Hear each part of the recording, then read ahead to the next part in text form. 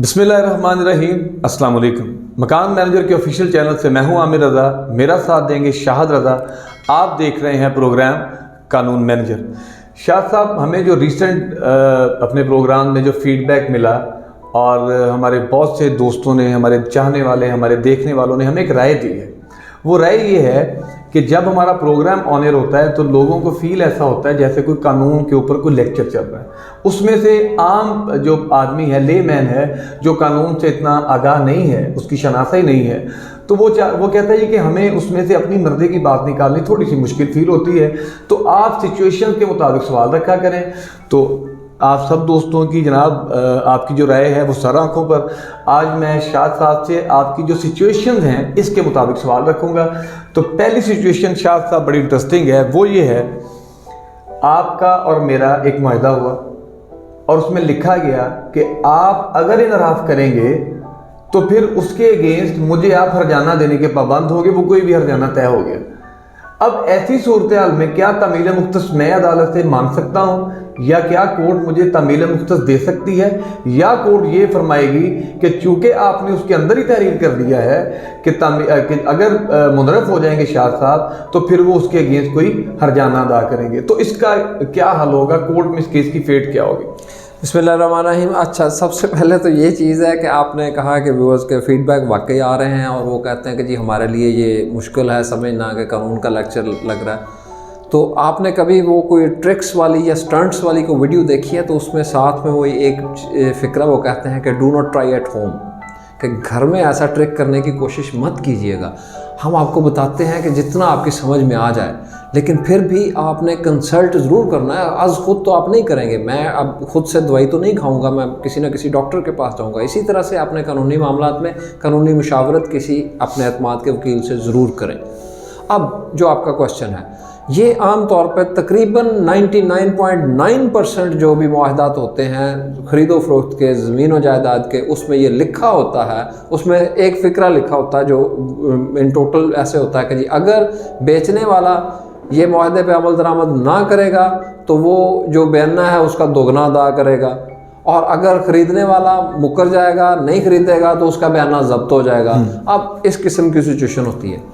लेकिन लॉ में ये वाज़ेह तौर पर सेक्शन 20 में लिखा हुआ है कि अगर आपने कोई रकम लिख भी दी है कंपनसेशन की, उसके बावजूद भी ये फ़िक्रा लिखना मुआहदे में तमील मुख्तस या मुआहदे पे अमल दरामद हूबहू अमल दरामद करवाने के रास्ते में रुकावट नहीं बन सकता। ओके। उसकी फिर भी तमील मुख्तस हो सकती है, उस मुआहदे पे अमल दरामद हूबहू हो सकता है, करवाया जा सकता है। आपने ये साबित करना है, बाकी सारी चीज़ें लीगल आपने साबित करनी है कि आपका मुआहदा जायज़ था, आपने उसकी पेमेंट की है और उसमें कोई फ्रॉड वगैरह, मिसरिप्रेजेंटेशन, किसी किस्म का कोई ऐसा आंसर नहीं पाया जाता और आप हक पे हैं।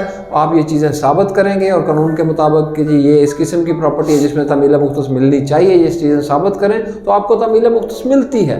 ऐसा फ़िक्रा लिखने से तमील मुख्तस का रास्ता ख़त्म नहीं होता। ज़बरदस्त। इट मीन कि ऐसा नहीं हो सकता कि कोई शख्स अपनी चालाकी से किसी शख्स को ये लिख दे कि अगर मैं आपको प्रॉपर्टी बाद में देने से, उसका कब्ज़ा देने से, या मैं उसकी मलकियत आपके नाम ट्रांसफ़र करने से अगर इनराफ करूँगा तो मैं आपको 10 लाख, 5 लाख, 2 लाख, 1 लाख की हरजाना दूंगा और मेरी जान छूट जाएगी। ऐसा नहीं है। ऐसी कोई जो बैरियर है वो आपके रास्ते की रुकावट नहीं बन सकता। तो ये बड़ा खुशाइंद है जी। अच्छा, नेक्स्ट सवाल जो मैं इससे अगला, वो बड़ा इंटरेस्टिंग है और बड़ा आम और सादा फहम है। मैंने आपसे एक गाड़ी ख़रीदने का मुआहदा कर लिया, 20 लाख की गाड़ी है, 5 लाख रुपए मैंने आपको दे दिया, गाड़ी आपसे ले ली। अब बकिया 15 लाख मैंने जी 1 महीने के अंदर अंदर आपको पे करना है। आपने उसकी ओरिजिनल जो फाइल है, रजिस्ट्रेशन बुक और फाइल प्लस उसकी ओनरशिप, वो मेरे नाम ट्रांसफ़र करनी है। आप इनराफ कर गए। अब मैं तो गाड़ी लेके फिर रहा हूँ। अब मैं ये चाहता हूँ कि आप उस पर इम्प्लीमेंट करें। तो क्या मैं इस मनकूला जायदाद की, मूवेबल प्रॉपर्टी जो गाड़ी की सूरत में है, क्या उसकी तामील मुख्तस के लिए कोर्ट में जा सकता हूँ? देखिए, इस आपकी ये सिचुएशन जो आपने डिस्कस की है, इसमें हुआ क्या, गाड़ी का कब्ज़ा आपको दे दिया गया, तो ये मनकूला जायदाद में से मेरे पास सिर्फ फ़ाइल रह गई, तो ये part performance of the agreement हो गई। जिस भी मुआहदे में पार्ट परफॉर्मेंस में कुछ एक्ट ऐसे हो जाएं कि जो उसको काफ़ी आगे ले जाएं, तो उसमें तमील मुख्तस हो सकती है। गाड़ी तो आपके पास है। अब इसको हम दूसरी सूरत में भी देख लेते हैं।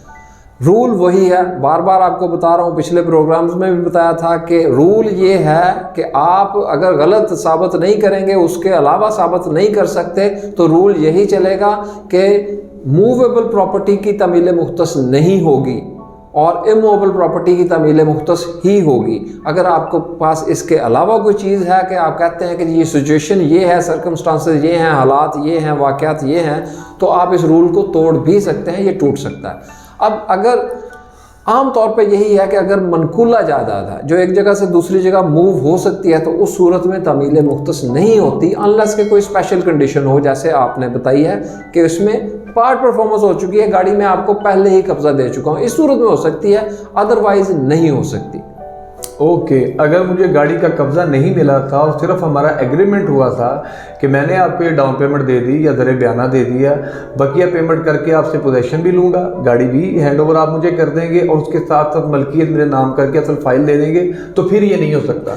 फिर ये नहीं हो सकता था अगर वो आम गाड़ी है, उसमें कोई स्पेशलिटी नहीं है। मसलन अगर आप कहते हैं कि जी ये गाड़ी मुझे मिलनी चाहिए क्योंकि गाड़ी मैंने इनसे इस वजह से खरीदी है कि इस पे टॉम क्रूज जो है वो एक दफ़ा आके बैठा था, तो इसकी ये स्पेशलिटी है, वो एसी गाड़ी के साथ खड़ा होकर तस्वीर बनाई थी, उसकी नंबर प्लेट उसमें आ रही थी और कोई गाड़ी नहीं है, इसलिए ये मेरे लिए स्पेशल है। तो फिर आप इस तरीके से ये रूल तोड़ सकते हैं कि मनकूला जायदाद की तमील मुख्तस नहीं हो सकती। लेकिन अगर आप रूल नहीं तोड़ते तो फिर तमील मुख्तस नहीं, आप हर्जाना ले सकते हैं। अच्छा शाह साहब, अगली बात, आपने बाज़ औक़ात आपकी नज़र से भी गुजरा होगा कि कुछ लोग वकला से हट के वसीका नवीस जो आम बैठे हैं, स्टाम्प फरोश, या आपस में बैठ के 4 लाइनें लिखते हैं, और जब वो एग्रीमेंट करते हैं तो उसमें बहुत सी पेचीदगियाँ होती हैं, उन गुत्थियों को सुलझाना बड़ा मुश्किल फील होता है। आप एक साइड को पकड़ते हैं तो दूसरी स्लिप हो जाती है, उसको समझते हैं तो पहली जेन से निकल जाती है, और आपस में सेल्फ कंट्राडिक्टरी होता है, बड़े सारे तजादात से भरा हुआ एक एग्रीमेंट होता है, पेचीदगियों का शिकार होता है। क्या ऐसी पेचीदगियों के शिकार एग्रीमेंट के ऊपर तमील मुख्तस कोर्ट से ली जा सकती है?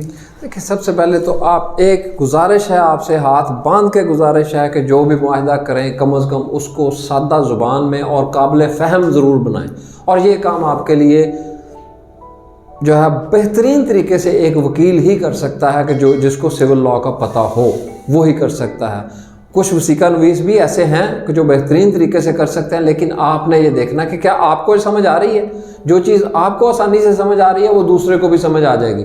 मसलन आप आप एक स्टैम्प पेपर लेते हैं और उस पर कहते हैं कि जी मैंने अलग से लेके ये तक जितने भी मामलात हैं सारे इसी स्टैम्प को यूज़ करना है, और वो जो अगर 1200 का है या 100 रुपये का है तो उसी के ऊपर आप कहते हैं मैक्सिमम इस पर मैं सारा कुछ लिख दूँ।